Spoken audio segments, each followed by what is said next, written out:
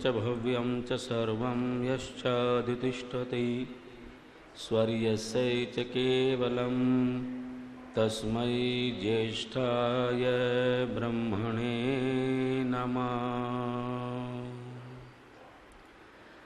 सम्माननीय आर्यभद्र पुरुषों, मातृशक्ति, न विप्रपादो दकर्दमानी न वेद शास्त्र धमनी गर्जितानी स्वाहा सुधाकार विवर्जितानी शमशान तुल्यानि गृहानि तानि। ये चाणक्य महाराज का श्लोक है। तो चाणक्य कह रहे हैं जिन घरों में विद्वान नहीं आते, दूसरा जिन घरों में वेद मंत्र नहीं पढ़े जाते, तीसरा जिन घरों में हवन नहीं होता, चौथा जिन घरों में बड़ों की सेवा नहीं होती। ये चार बातें हो गई। जिन घरों में बोलो अतिथि यज्ञ अर्थात विद्वान नहीं आते, जिन घरों में ब्रह्म यज्ञ अर्थात वेद का स्वाध्याय नहीं होता, संध्या नहीं होती, मंत्र नहीं पढ़े जाते, जिन घरों में अग्निहोत्र अर्थात देव यज्ञ नहीं होता, जिन घरों में सुधा अर्थात बड़ों की सेवा पितृ यज्ञ नहीं होता, उस घर को सीधा सीधा क्या कहा बोलो हैं प्रधान जी? शमशान का, शमशान तुल्यानि, तुल्य हैं उसके। ऋषिदानंद जी महाराज ने इसलिए कहा कि प्रत्येक गृहस्थी को, जो गृहस्थ आश्रम में हैं, अब आप जितने यहाँ बैठे सब गृहस्थ आश्रम से ऊपर उठ गए हो, है कि नहीं? ये तो भी गृहस्थी बना नहीं है। अब समस्या ये है कि जो गृहस्थी बने हैं वो उपस्थित नहीं है, और जो है वो बने नहीं है, और जो है वो बन करके ऊपर चले, मतलब ऊपर की स्टेज में आ गए हैं। आप जितने यहाँ बैठे सब पुत्रों और पोत्रों वाले हो गए हो, और पोत्रों वाले भी जिसके बड़े पोत्र हो गए हैं, कुछ तो पोत्र के पुत्र भी हो गए होंगे या होने वाले होंगे, पोत्रों के वहाँ भी होने वाले होंगे। माने आप सब तो वानप्रस्थ और सन्यास की स्थिति में हैं। लेकिन जो गृहस्थ को संभालने वाली पीढ़ी है, या तो युवा पुत्र या युवा पौत्र, वो हमारे सम्मुख कम दिखाई देते, उनका होना बड़ा अनिवार्य। तो कहा कि हम अपने नित्य जीवन में जब तक हमारा जीवन है इन 5 कर्मों को ना छोड़ें। उन 5 कर्मों में सबसे पहले कहा है कि हम ब्रह्म यज्ञ को ना छोड़ें। ब्रह्म यज्ञ मैंने संध्या। देखो ऋषि दयानंद जी महाराज के से पहले भिन्न भिन्न प्रकार की पद्धतियां पूजा की आज भी हैं समाज में, पहले भी थी, दयानंद के समय में भी थी। कोई व्यक्ति जाता है सुबह ही, सोचता है मुझे पूजा करने तो क्या करेगा, सुबह जाएगा लोटा लेकर के जल का और मंदिर में शिवजी पर चढ़ाया और मानो उसने क्या कहा मेरी पूजा हो गई। कोई तेजी में जाते हैं स्कूटर पर, स्कूटी पर, तो वो तो मंदिर के सामने रुकते भी नहीं है, वो तो ऐसे करते हैं नाड़ को और निकल जाते हैं, बस मेरी पूजा, मेरी उपासना हो गई। और कोई तो अब वो भी जाते समय तो ऐसे हाथ हिलाया और ऐसे करके, और कुछ ने ईसाइयों सीख लिया, ऐसे करके ऐसे करा, ऐसे किया, ऐसे करके, और वो निकल गए। माने लोगों ने ये सोचा कि बस इतने से ही हमारा काम चल गया, बस हमारी उपासना हो गई, हमारी पूजा हो गई। किसी ने कहा चलो थोड़ा सा प्रसाद चढ़ा दिया मंदिर में, मूर्ति के सामने रख दिया तो हमारी उपासना हो गई, भिन्न भिन्न प्रकार से। लेकिन याद रखना ये सब शॉर्टकट मार्ग हैं, ये कोई मार्ग नहीं है, ये उपासना का मार्ग नहीं। कि उपासना से तो आत्मा की तृप्ति होती है, उपासना से आत्मा की तृप्ति हो उसका नाम उपासना है। जैसे भोजन करने से शरीर की तृप्ति होती है, कामनाओं से मन की तृप्ति होती है, ज्ञान से बुद्धि की उत्तमता होती है, वैसे उपासना करने से आत्मा सुंदर, सुखद और आनंदित होती है। देखो भोजन करने से सुख मिलता है, ज्ञान से भी सुख मिलता है, पर भगवान की विद्या का ग्रहण करने से जीवात्मा को आनंद मिलता है। और आनंद मनुष्य के पास नहीं है, आनंद किसी जीव के पास नहीं है, आनंद जीव का लक्षण ही नहीं है। क्योंकि जीवात्मा के जो लक्षण दर्शनकारों ने लिखे हैं, उन 6 लक्षणों में आनंद नहीं आता। इच्छा, द्वेष, प्रयत्न, सुख, दुख, ज्ञान, आत्मानि लिंगम। गौतम कह रहे हैं न्याय दर्शन में कि जीवात्मा के 6 गुण हैं। कितने गुण हैं बोलो? 6। और गुण गुणी में रहता है। तो जीवात्मा जो गुणी है उसमें 6 गुण हैं। आपके भीतर, मेरे भीतर 6 गुण हैं। और ये गुण जहां जहां होते हैं वहां वहां मानो जीवात्मा, इनमें से 1-2 भी हो तो भी मानो जीवात्मा वहां काम कर रही है। तो पहला गुण है जीव का इच्छा। क्या बोलो? अच्छा, हम सबके भीतर इच्छा है कि नहीं? बिना इच्छा के तो आदमी एक पैर भी उठा नहीं सकता। इच्छा है, संकल्प है, इच्छा हुई तभी तो आगे बढ़े। इच्छा होती है तब कर्म होता है। आपके मन में इच्छा हुई तभी तो यहां तक आते हो। इच्छा ना हो तो पहले इच्छा है। और इच्छा क्या है? संसार में किसी की भी दुख भोगने की इच्छा नहीं है। बोलो, सुख भोगने की इच्छा है। इसलिए मनुष्य ये चाहता है कि मैं निरंतर जहां से मुझे सुख मिले वहां जाता रहूं। आप कभी भी ऐसे स्थान पर नहीं जाना चाहोगे जहां दुख मिलता हो। छोटे से बालक को जब ज्ञान नहीं होता ना, तो इच्छा है उसकी अग्नि को पकड़ने की तरफ भागता। अग्नि देखता है ना तो इच्छा करता है पकड़ू इसको, हाथ से अग्नि को पकड़ता है दूर तक। चूल्हे से उसकी मां उसको हटाते फिर भागता है, फिर हटाते फिर भागता है। और कहीं किसी दिन ऐसा हो जाता है कि धोखे से उसकी उंगली अग्नि में लग जाते, फिर कभी अग्नि के पास बोलो। उसे पता है कि यहाँ ये इसकी इच्छा करने से दुख होगा। तो जहां जहां जीव को दुख होता है वहां वहां उसकी इच्छा नहीं करता। कोई इच्छा नहीं करता कि मेरे पास धन ना हो। इच्छा करते वयम श्याम पतियो रही नाम, हम धन ऐश्वर्यों के स्वामी हो जाएं। क्यों? धन से सुख है। धन क्या देता है बोलो? सुख देती। इसलिए शास्त्रों में धन की अवहेलना नहीं लिखी किसी में भी। न वेद भगवान ने कहा कि तुम धनी मत बनो, धन कम मत कमाओ। वेद ने तो कहा कि तुम इतना धन कमाओ कि तुम धन ऐश्वर्यों के स्वामी बन जाओ। तुम्हारे पास धन भी हो और ऐश्वर्य भी हो, तुम इंद्र बन जाओ। राज्य आदि ऐश्वर्य की प्राप्ति के लिए तुम भगवान से प्रार्थना करो, तुम्हारे पास सब धन हो। लेकिन फिर कह दिया धन तो हो पर तुम धनों के गुलाम मत बनो। हम क्या बन गए? धन के दास बन गए। हम सब धन के क्या है बोलो? इसलिए धन छूटता नहीं है, मालिक के आश्रय में रहता है धन, जो उसका स्वामी बनता है। और दास को धन नचाता है। दास को कामनाएं नचाती हैं और स्वामी कामनाओं को नचाता है। दास बनने में और स्वामी बनने में ये तो फर्क है। जब इंद्रियों के दास बन गए तो इंद्रियां आपको नचाती हैं, और आप इंद्रियों के स्वामी बन गए तो फिर इंद्रियां आपके द्वारा नाचती हैं। दास बना बैठा है व्यक्ति छोटी छोटी चीजों का। दासत्व हमारे भीतर आ गया है। किसके दास हैं हम? रूप के दास हैं, गंध के दास हैं, स्पर्श के दास हैं, शब्द के दास हैं, रस के दास हैं। अब देखो जीव हमारे रस की दास है कि नहीं? बोलो, रस की दास बनी बैठी है। जो नहीं खाना चाहिए वो भी दास बने हुए हैं इसके, है ना? क्यों प्रधान जी? नींद के दास नहीं बनना। हम किसके दास बने बैठे हैं? दास बने बैठे हैं किसी भी चीज के। खांसी हो रही है बहुत, लेकिन फिर भी जीव कहते नहीं, पकौड़ी तो खाऊंगा, खटाई वाली खाऊंगा, हैं? तो इंद्रियों के दास हो गए, बार बार इंद्रियों का दास।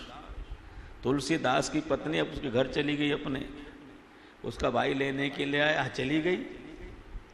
तुलसी तो दास था, राग का, वासना का दास था। तब तक आया घर बाहर से, शाम को ढूंढता फिरे पत्नी को। अब इस कमरे में जाए, इस कमरे में जाए, कहीं दिखाई ना दे। रसोई में गया, वहां नहीं दिखाई। बाथरूम में देखा, वो बाथरूम खुला, वहां भी नहीं है। ढूंढता ढूंढता फिर कहाँ गई। किसी ने कहा, उसकी तुलसी के परिवार के किसी व्यक्ति ने, भैया वो तो अपने घर गई हैं, नदी पार उनका गांव है, आपको पता है? बोले हाँ, वहाँ उनका भाई आया था लेने के लिए, वहाँ कोई प्रसंग है, वहाँ चली गई। तुलसी ने कहा, मुझे मिले बिना कैसे चली गई, मैं कैसे रहूँगा उसके बिना।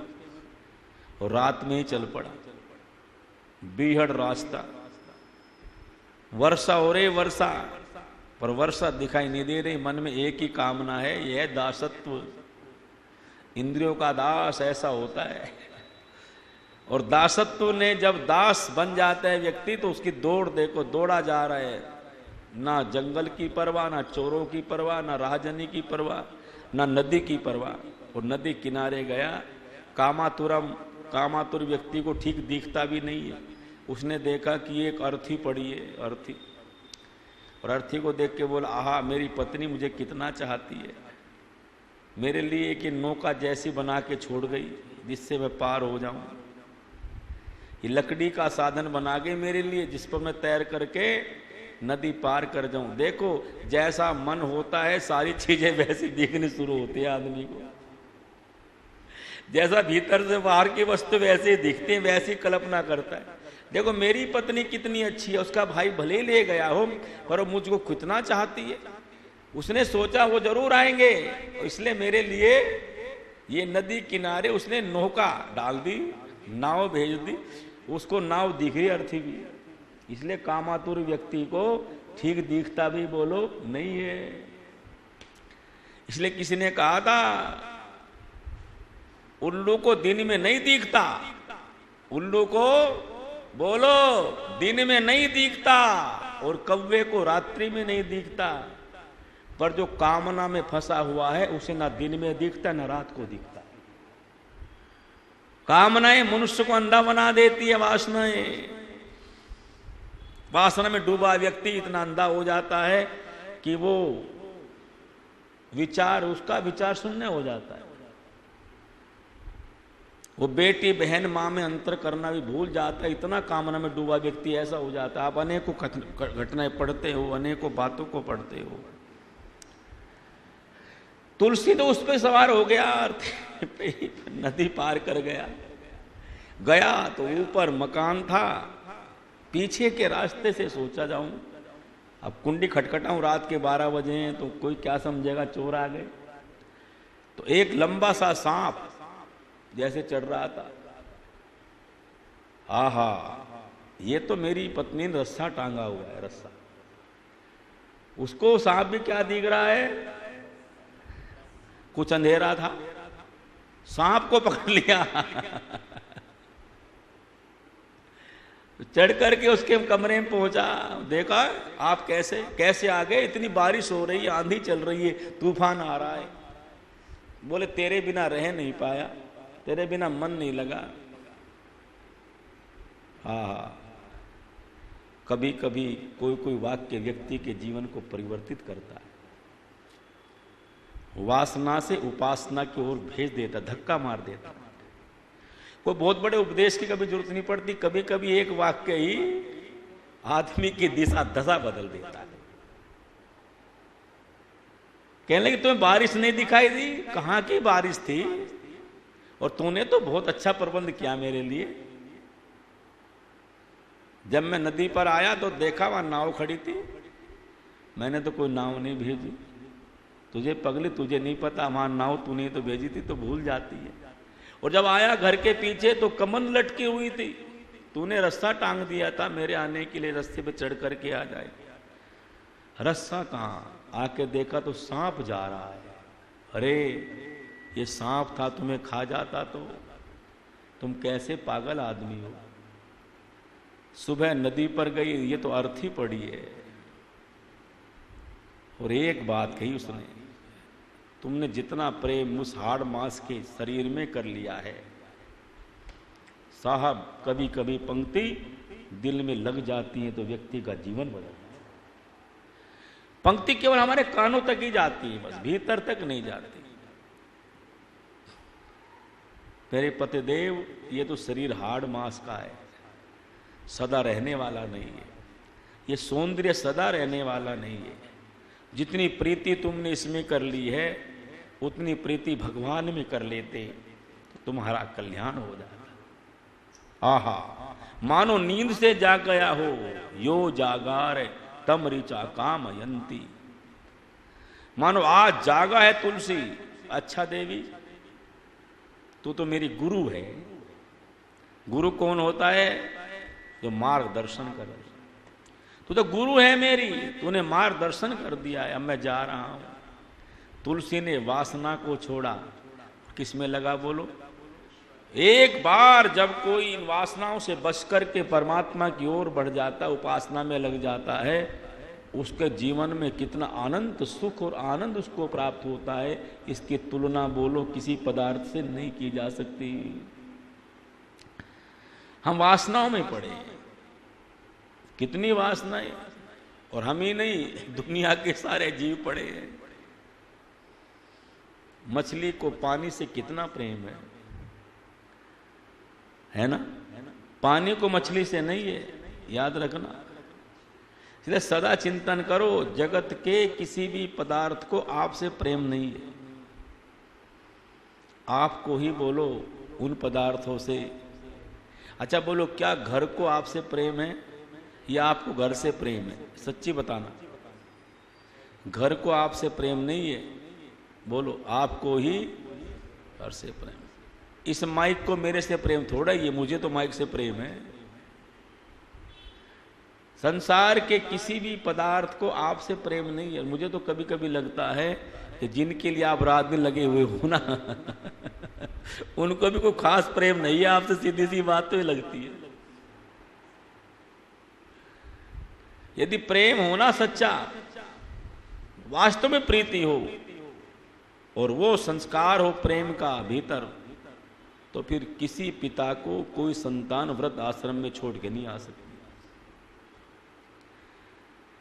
बुढ़ापे में बहुत कम संतान हैं जो माता पिता को सच्चे हृदय से प्रेम करते हैं। माता पिता तो करते रहेंगे, उनका तो स्वभाव में प्रेम है। यदि प्रेम हो तो किसी पिता की आंखों में आंसू नहीं हो सकते, किसी मां की आंखों में बोलो आंसू नहीं हो सकते। उसके हृदय में तो आनंद रहेगा, प्रसन्नता रहेगी। भगवान ने मुझे बेटा अच्छा दिया, बेटी अच्छी दी, पुत्र वधू अच्छी है। ये प्रेम आपको तो है उनसे, उनको आपसे हो जाए तो फिर क्या हो जाए? फिर वो आनंद की जो प्राप्ति हम चाहते हैं, घरों में सुख शांति चाहते हैं, स्थापित हो जाए। इसलिए देखो, मछली पानी से रस में डूबी हुई है, पानी से प्रेम करती है, जल में रहती है और जल के बिना रह नहीं सकती। और जब कोई मछली पकड़ने वाला मछली पकड़ने के लिए जाल डालता है ना, तो मछली जाल में फंस जाती है। पानी उसका मोह नहीं करता, पानी जाल को छोड़ देता है। जाल परी जल जात बही, तजी मीनन को मोह, रही मन मछली नीर की तऊ न छाड़ छो। वो जो मछली है ना पानी की, उसे इतना प्रेम है जल से, जल में से निकलने के बाद वो प्राण दे देती है। पर पानी इतना निर्मोही है, जाल को छोड़ करके बह जाता है, मछली के पास रहने को तैयार नहीं। आप देख लो, वो केवल उसके अंदर एक दुर्गुण है, केवल एक रस में डूबी है वो, और वो है जल, रस में डूबी है, केवल रस ले रही है। और गंध में डूबा भौरा अपने प्राण दे देता है। प्रातःकाल सूर्य उदय हुआ और जैसे सूर्य उदय हुआ तो कमल का पुष्प खिला, और जैसे कमल खिला तो कमल में भौरा बैठ गया रस लेने के लिए, और रस में गंध में इतना डूबा उसे पता नहीं चला कब शाम हो गई। और आपको पता है शाम जब होती है तो सूर्य के छिपते छिपते वो जो कमल है वो भी बंद होना प्रारंभ हो जाता है। और कमल के भीतर वो भंवरा बंद हो गया, अंधेरे में है अब। और क्या कह रहा है? रात्रि गमिष्यति भविष्यति सुप्रभातम। रात्रि जाएगी, सुप्रभात आएगी और फिर ये कमल खिलेगा और मैं निकल जाऊंगा। हम भी ऐसे ही भोगों में पड़े हैं। कोई बात नहीं, कोई बात नहीं, आज नहीं तो कल, आज नहीं तो कल, आज नहीं तो कल। हम भी कल पर टालने में लगे।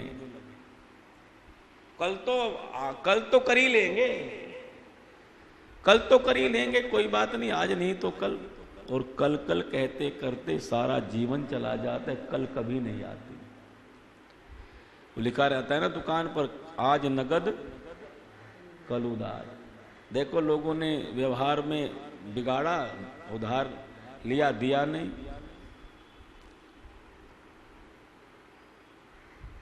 तो लोगों ने लिखा, दुकानदारों ने, आज नकद कल उधार। उसने एक व्यापारी, एक वो सामान लेने गया दुकान पर, उधार लेना था, लिखा देखा आज नगद कल उधार। बोले कल आएंगे, कल ले जाएंगे।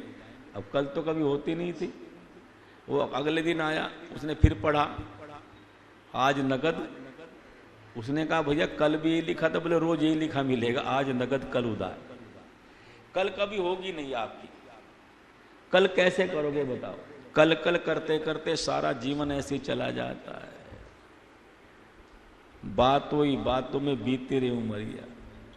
और जब जीवन चला जाता है, भोगों में चला जाता है, तो रात्रि गमिष्यति भविष्यति सुप्रभातम।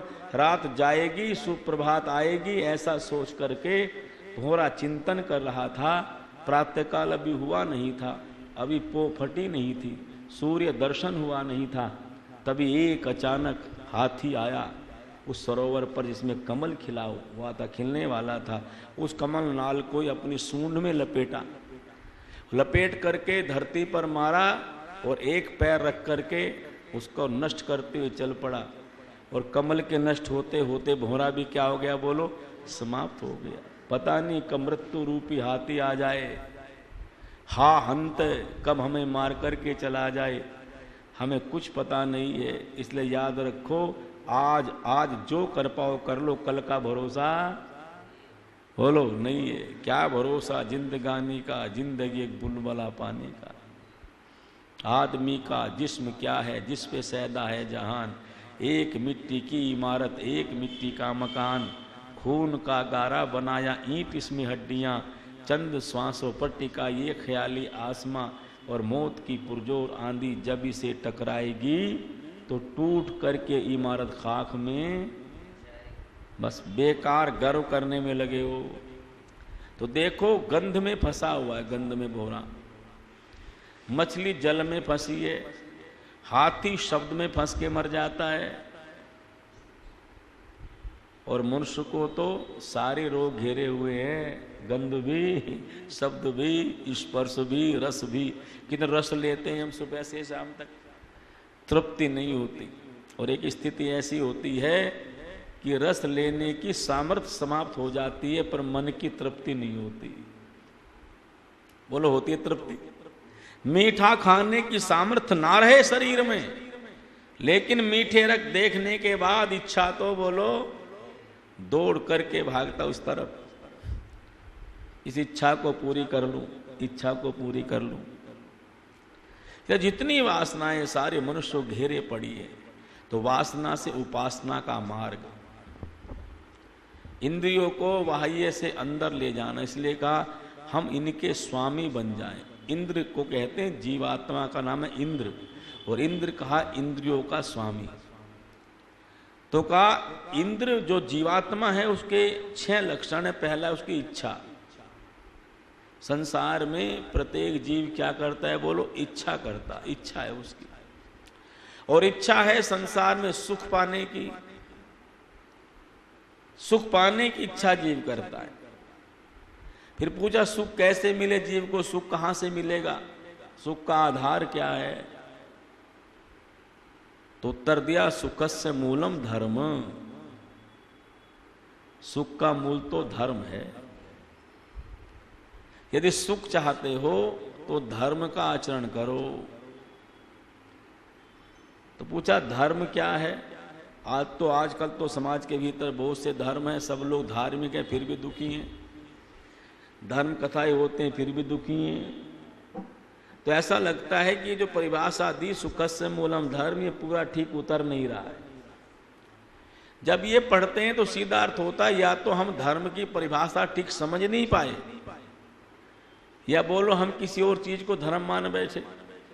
हमने कर्म कांड को, पूजा पाठ को धर्म मान लिया, हमने तिलक लगाना बोलो धर्म मान लिया, हमने माला पहनना धर्म मान लिया, हमने नमाज पढ़ना धर्म मान लिया, हमने मंदिर में जाके आरती करना बोलो धर्म मान लिया। इससे धर्म का क्या लेना देना, तो कर्म कांड है। उसे हम धार्मिक कहने लगे, धार्मिक। अच्छा मुझे बताओ, क्या एक व्यक्ति माला भी जपे, तिलक भी लगाए, मंदिर में भी जाए और दुकान पर बैठ करके वो फिर कम तोले, झूठ बोले, काली मिर्च की जगह पपीते के बीज बेचे, क्यों जी? तो बोलो आदमी धार्मिक है और क्या है? वो धार्मिक तो है, उसमें मंदिर जाता है, सारे काम करता है, धार्मिक है क्या? आप कहते हो धार्मिक नहीं है, दुनिया धार्मिक ही मानेगी। धार्मिक नहीं है, वो पूजा पाठी है। तो धर्म को पूजा पाठ से जोड़ के आपने देख लिया, इसलिए आप धर्म की ठीक परिभाषा नहीं समझ पाए। लोगों ने पूजा पाठ का नाम ही धर्म मान लिया, लेकिन धर्म के साथ एक शब्द जुड़ा कर्म। धर्म का संबंध कर्म से है। तो कहा कौन सा धर्म? बोले धर्म कहते हैं कर्तव्य को, और कर्तव्य भी अनेकों है। एक है राष्ट्र धर्म। अच्छा एक बताओ, गो की रक्षा करना धर्म है कि नहीं? धर्म है। राष्ट्र की रक्षा करना भी धर्म है। ये सारे धर्म हैं, पर ये धर्म की पूर्ण परिभाषा नहीं है। ये धर्म के भाग हैं। तो क्या धर्म मजहब में अंतर है? हाँ, धर्म अनेक नहीं होते। धर्म बोलो अनेक, धर्म एक होता है। क्यों? जैसे परमात्मा एक है वैसे उसका बनाया धर्म भी एक है, और जैसे लोग अनेक हैं वैसे उनके बने मत मतांतर भी बोलो अनेक है। तो मजहब, पंथ, रिलीजन, संप्रदाय ये अनेकों होते हैं, भिन्न भिन्न होते हैं, क्योंकि इनके संस्थापक, इनके पैगंबर, इनके जो निर्माता हैं वो मनुष्य हैं और अलग अलग हैं। जैसे कोई पूछे कि इस्लाम मत को किसने चलाया, तो उत्तर देंगे कि इस्लाम मत तो मोहम्मद साहब ने चलाया, अब से 1450 वर्ष पहले अरब देश में चलाया, मक्का मदीना में चलाया, अरब देश में चलाया। तो आप बता दोगे 1450 वर्ष पहले चलाया, मोहम्मद साहब ने चलाया। आपको भी पूछे ईसाई मत किसने चलाया, तो आप कह दोगे ईसा मसीह ने चलाया, 2023 वर्ष 24 वर्ष पहले चलाया, यरूशलेम में चलाया, या जो उनके देश है वहां चलाया। और आप को पूछे कि जैन मत किसने चलाया, तो कहोगे महावीर स्वामी ने चलाया, 2500-2600 वर्ष पहले चलाया। आपसे कोई पूछे कि सिख मत किसने चलाया, तो आप कह दो कि गुरु नानक देव ने चलाया, लगभग 500-550 वर्ष पहले चलाया।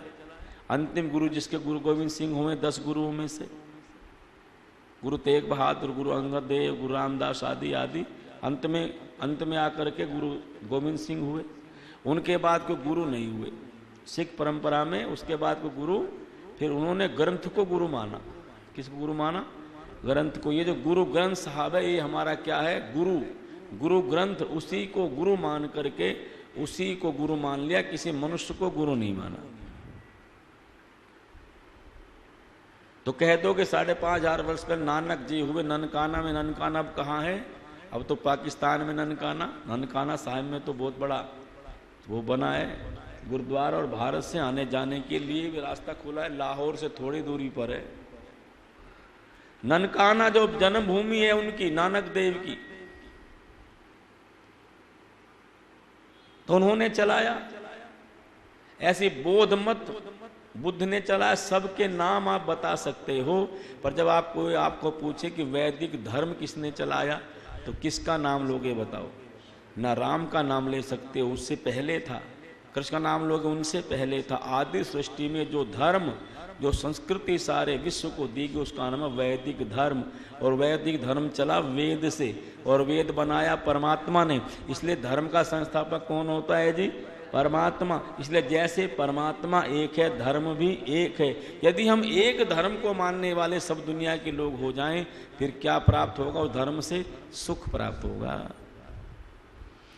ओम देव शांतिरंतरिक्षं शांति, पृथ्वी शांतिराप शांतिरोषधयः शांति, वनस्पतयः शांतिर्विश्वे देवा शांति, ब्रह्म शांति, सर्वं शांति शांतिरेव शांति, सामा शांतिरेधि। ओम शांति शांति शांति। जो बोले सो अभय, सत्य सनातन वैदिक धर्म की सभी को सादर नमस्ते।